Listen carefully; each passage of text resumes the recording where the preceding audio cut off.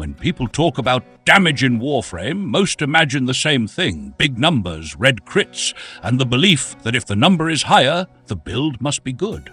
I used to think the same way. You look at the arsenal, see a massive total damage value, and expect enemies to evaporate. Then you enter Steel Path, and suddenly it feels like you're shooting peas.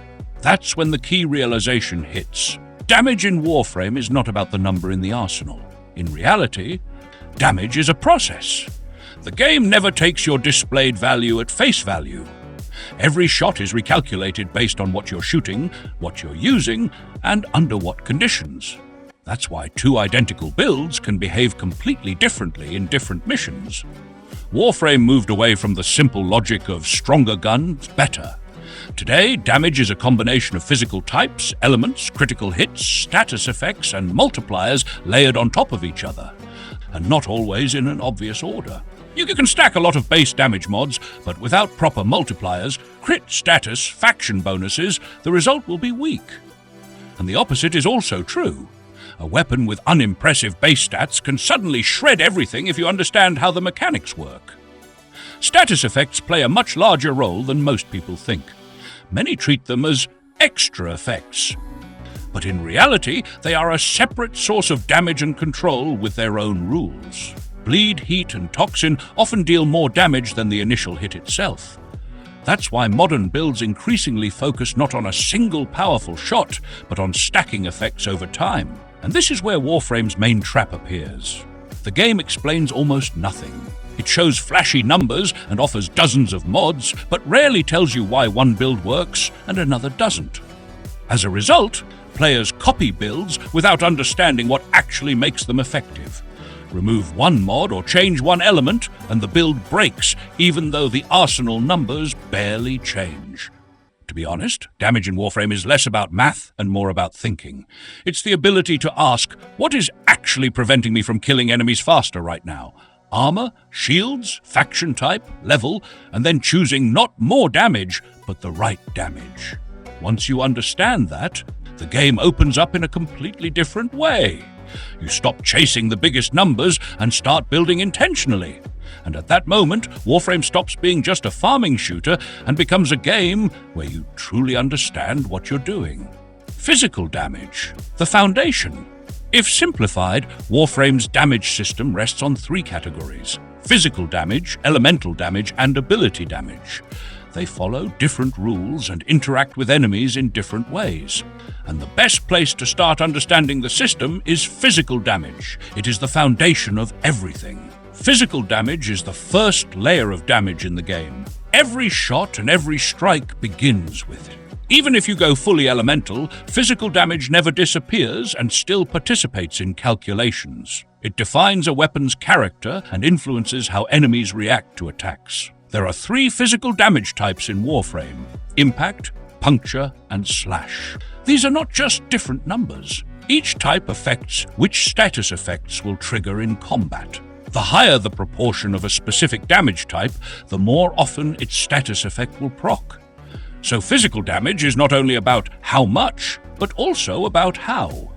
Impact is often underestimated. It scales poorly against armored enemies, but its strength lies not in raw damage, but in control. Its status interrupts attacks, breaks animations, and disrupts enemy behavior. In dense missions, this matters more than it looks on paper. Puncture works more quietly. It reduces enemy outgoing damage and interacts better with armor. It's not about fast kills, but about stability. Weapons leaning toward puncture tend to perform more consistently at high levels and require fewer perfect conditions. Slash stands apart because of its status effect. On its own, slash is normal physical damage that is reduced by armor. Its true power lies in bleed. This effect deals separate health damage that largely bypasses armor. It's not a boost to the hit, it's a parallel damage source with its own rules. Because of this, the same enemy can sometimes die slowly from direct damage and almost instantly if several bleeds proc. That's not magic. It's the difference between damage going through defenses and damage bypassing them. It's important to understand that slash is not a universal solution.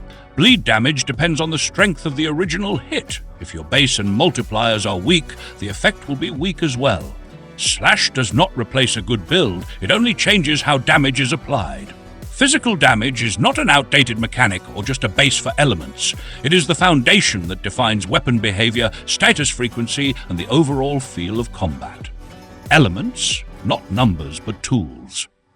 After physical damage, the logical next step is elemental damage, and this is where confusion begins for most players. Elements are often seen as simple buffs, but in reality they change the very nature of how damage is dealt. Elemental damage is always added on top of physical damage. It does not replace impact, puncture, or slash. It forms an additional layer. That's why two weapons with the same total damage can feel completely different.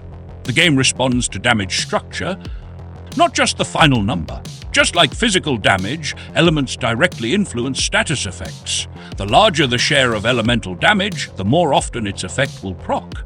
This makes elements a tool for controlling which effects you want in combat.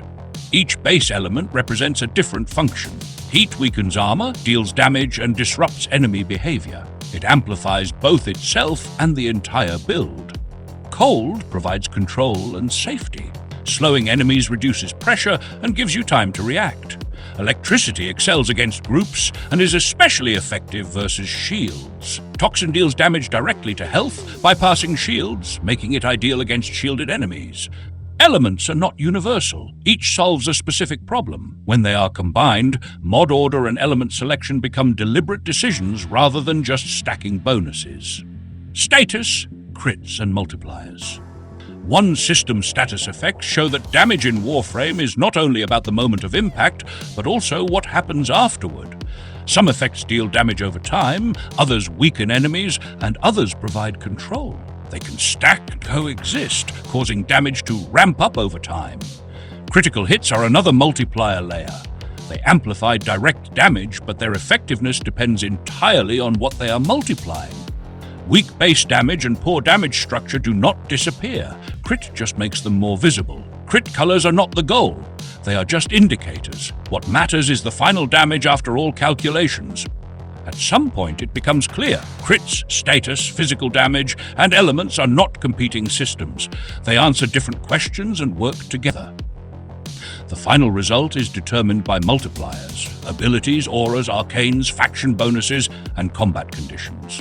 A strong build is not one where everything is boosted, but one where what you actually use is boosted.